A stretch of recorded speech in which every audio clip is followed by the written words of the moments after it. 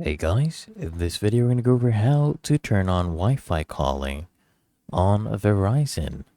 Okay, now this is only supported on the iPhone 6 or later, and to activate this, first your iPhone must be connected to the Verizon network.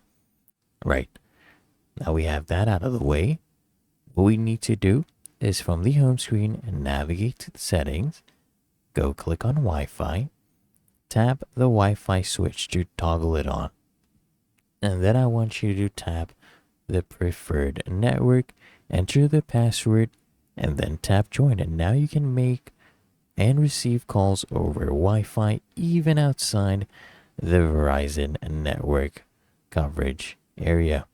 And Wi-Fi calls always originate in the US, even when you're outside the US. Okay, and calls to US numbers are not billed except for the 411 or other premium calls. But international calls will be billed according to your international long distance plan, okay? So I hope this guide helped, and if it did, consider smashing the like button as well as subscribing to frequently asked questions. I'll see you in the next one.